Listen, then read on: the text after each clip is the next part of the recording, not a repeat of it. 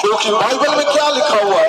अगर हम बाइबल को देखते हैं तो लिखा है, अगर हम जोएल नबी को पढ़ते हैं, उसको 2 को, जोएल नबी की पुस्तक ਉਹਦਾ 2 ਅਧਿਆਇ ਉਹਦਾ 28 वचन, इस तो बाद अजिहा होवेगा कि मैं अपना आत्मा सारे शरीरों उत्ते वहावांगा, ਤੁਹਾਡੇ ਪੁੱਤਰ ਅਤੇ ਤੁਹਾਡੀਆਂ ਧੀਆਂ ਭਵਿੱਖਬਾਣੀਆਂ ਕਰਨਗੇ, ਤੁਹਾਡੇ ਬਜ਼ੁਰਗ ਸੁਪਨੇ ਵੇਖਣਗੇ ਅਤੇ ਤੁਹਾਡੇ ਜਵਾਨ ਦਰਸ਼ਨ ਵੇਖਣਗੇ। ਆਇਤ 29, ਸਗੋਂ ਮੈਂ ਤੁਹਾਡੇ ਦਾਸਾਂ ਅਤੇ ਦਾਸੀਆਂ ਉੱਤੇ ਵੀ ਉਹਨਾਂ ਦਿਨਾਂ ਵਿੱਚ ਆਪਣਾ ਆਤਮਾ ਵਹਾਵਾਂਗਾ। फिर से पढ़े, फिर से शुरू से। योएल नबी की पुस्तक 2 अध्याय ਉਹਦਾ 28 वचन, इस तो बाद ਅਜਿਹਾ ਹੋਵੇਗਾ कि मैं अपना आत्मा सारे शरीरों उत्ते वहावांगा, ਤੁਹਾਡੇ ਪੁੱਤਰ ਅਤੇ ਤੁਹਾਡੀਆਂ ਧੀਆਂ ਭਵਿੱਖਬਾਣੀਆਂ ਕਰਨਗੇ, ਤੁਹਾਡੇ ਬਜ਼ੁਰਗ ਸੁਪਨੇ ਵੇਖਣਗੇ ਅਤੇ ਤੁਹਾਡੇ ਜਵਾਨ ਦਰਸ਼ਨ ਵੇਖਣਗੇ। ਆਇਤ 29, ਸਗੋਂ मैं ਤੁਹਾਡੇ ਦਾਸਾਂ ਅਤੇ ਦਾਸੀਆਂ ਉੱਤੇ ਵੀ, ये शब्द ध्यान से सुनना, क्या लिखा हुआ है? सगों मैं ਤੁਹਾਡੇ ਦਾਸਾਂ, सर्वेंट, सर्वेंट लिखा हुआ है, ये सर्वेंट, ਅਤੇ ਦਾਸੀਆਂ ਉੱਤੇ ਵੀ, इंग्लिश में सर्वेंट, हाँ जी, ਅਤੇ ਦਾਸੀਆਂ ਉੱਤੇ ਵੀ ਉਹਨਾਂ ਦਿਨਾਂ ਵਿੱਚ ਆਪਣਾ ਆਤਮਾ ਵਹਾਵਾਂਗਾ। अब आप ध्यान से सुनो, जोएल नबी कब आया?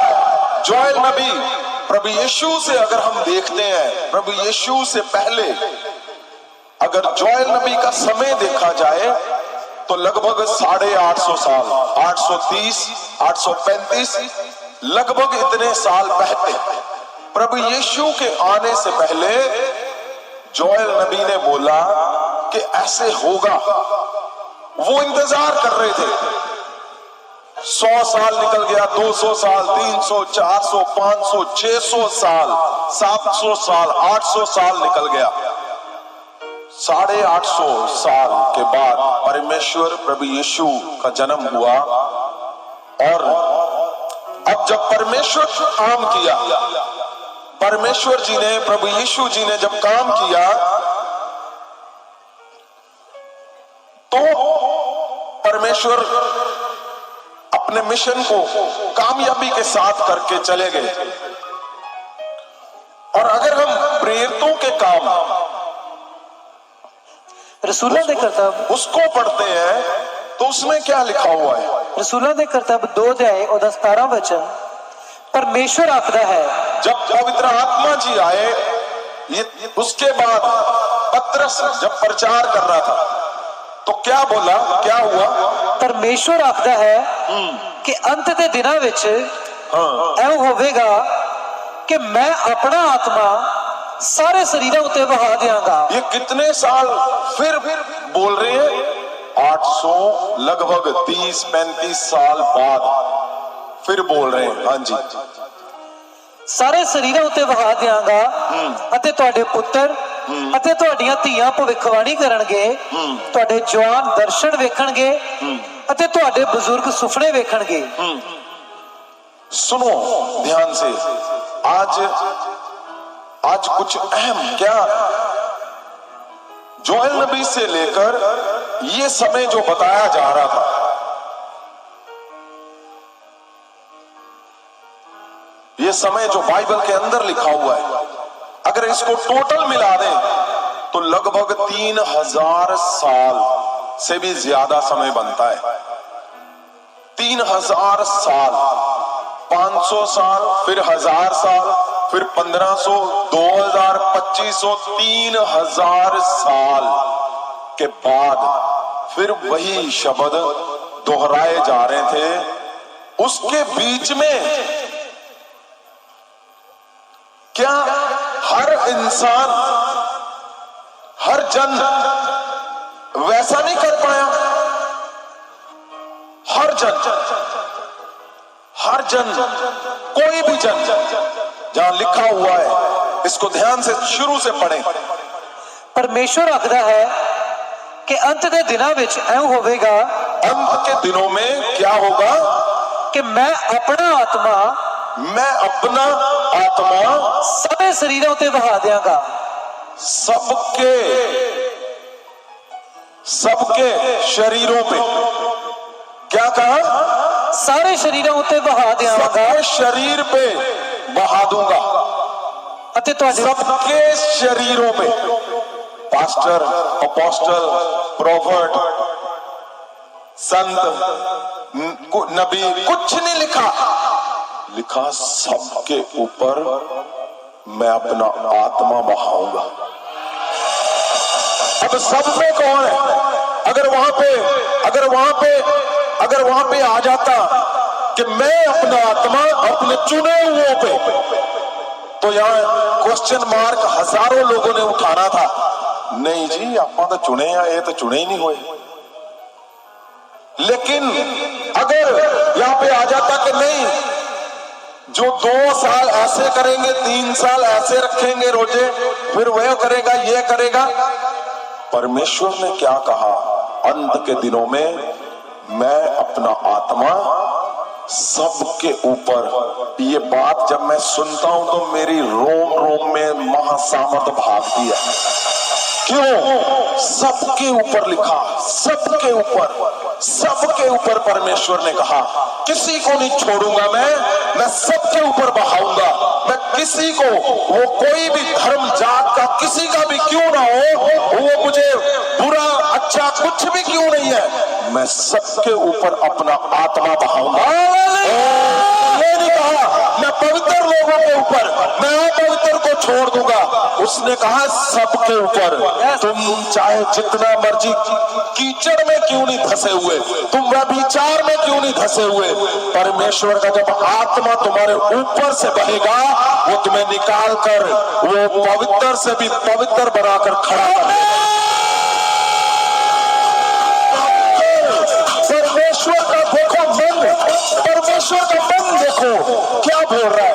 वो बोल रहा है मैं अपना आत्मा सब पे, जो छोटा पास्टर है, छोटे से भी छोटा प्रभु का दास है, उस पे भी वो अपना आत्मा बहाएगा। हमें जो गांव में, शहर में जो पढ़ा नहीं है, जो बाहर बैठा है, जो जिसको पता ही नहीं है परमेश्वर कौन है, वो अपना आत्मा, उसने लिखा मैं सबके ऊपर बहा दूंगा। और आप हैरान हो जाओगे जब पवित्र आत्मा, परमेश्वर का आत्मा सब पे बहता है, तो वो ऐसे नहीं छोड़ता, फिर वो बदल देता है। वो सबसे पापी को सबसे वो धार्मिकता के साथ खड़ा करने वाला बना देता है। जो मारने वाला उसको बचाने वाला बना देता है। वो यही उसका काम है। लिखा सब पे। लेकिन क्या जब आत्मा बहेगा तो होगा क्या? अब बात ये है कि अंत के समय पे लिखा हुआ है, होगा क्या? क्या लिखा है?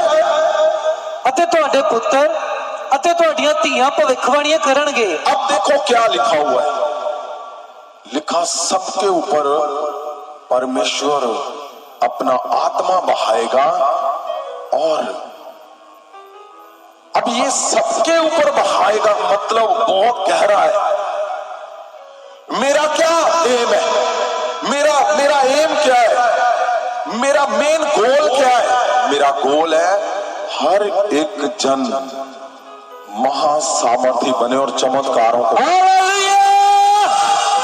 सुनिए ध्यान से, आज प्रचार नहीं करना, आज परमेश्वर का वचन आपको शुरू करना है। इसको ये चलेगा अभी 2-4 वीक, लेकिन आपने हल्का सा जानना है मेरा एम क्या है। मेरा एम है एक जन जो सुन रहा है, चाहे ऑनलाइन चाहे ऑफलाइन, चाहे कभी भी सुने, चाहे वो कोई भी क्यों नहीं है, वो कैसा भी क्यों नहीं है, वो महासामर्थी बनेगा। क्यों? क्योंकि परमेश्वर ने कहा अंत के समय पे मैं अपना आत्मा सब पे बहाऊंगा। और जब सब पे परमेश्वर का आत्मा बहेगा तो साइन होंगे।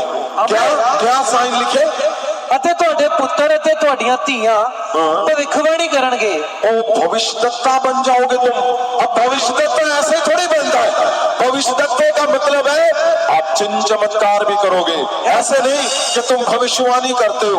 आपको पता मैंने बोला था लास्ट वीक मैंने क्या बोला था कि मैं रिलीज करता हूं, इम्पार्ट करता हूं कि तुम भविष्यवाणियां करोगे। आपने सुना था? यहां भविष्यवाणियों की गवाहियां आई हुई हैं। उन्होंने लास्ट वीक पास्टर जी ने भविष्यवाणी की कि यहाँ पे एक बच्चा पैदा हुआ है। उनके चर्च में लोग थे और उन्होंने भविष्यवाणी की कि बच्चा एक पैदा हुआ, उसके जो स्टूल पास करते हैं टॉयलेट का रास्ता नहीं बना हुआ। और उनके चर्च से जन खड़ा हुआ कि हाँ, हमारे घर के पास वो बच्चा है जिसके बारे में आप बात कर रहे हैं। ये क्या है? जब इम्पार्ट होगा तो तुम्हारे जीवन में रिजल्ट आएगा।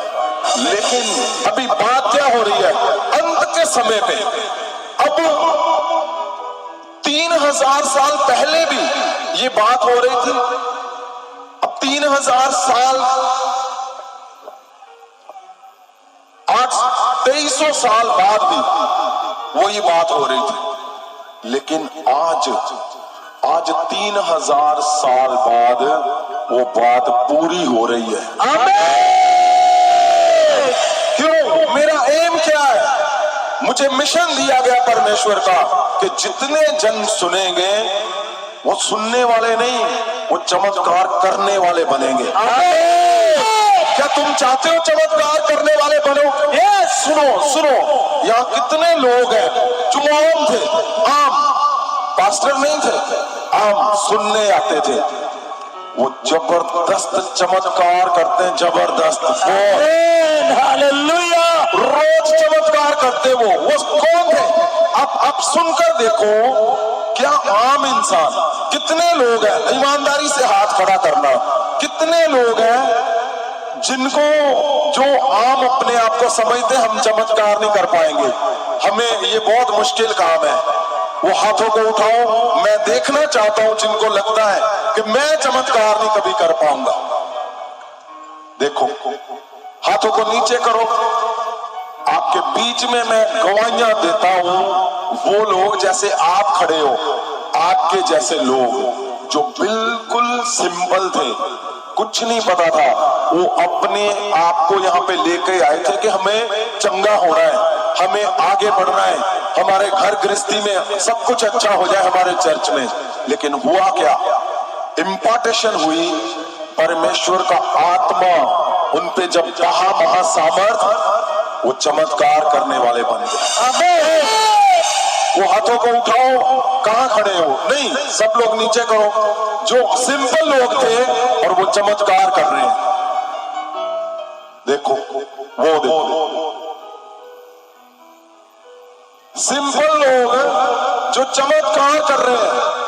माइक दो इनको। जो चमत्कार कर रहे हैं, ऐसे ही नहीं, वीडियो गवाहियां मेरे पास है इनकी। घर में जब आप सोचो कि आप सिंपल, आपको पता ही नहीं, आप डरते हो कि बीमारियां है, कि प्रॉब्लम है, कि ये है। लेकिन जब महासामर्थ बहेगा सिंपल लोगों पे, क्योंकि बाइबल के शब्द है कि मैं अपना आत्मा सब पे बहाऊंगा। और जब आत्मा, पवित्र आत्मा परमेश्वर का, जब सब पे बहेगा, वो तुम्हें चमत्कार करने वाला बना देगा।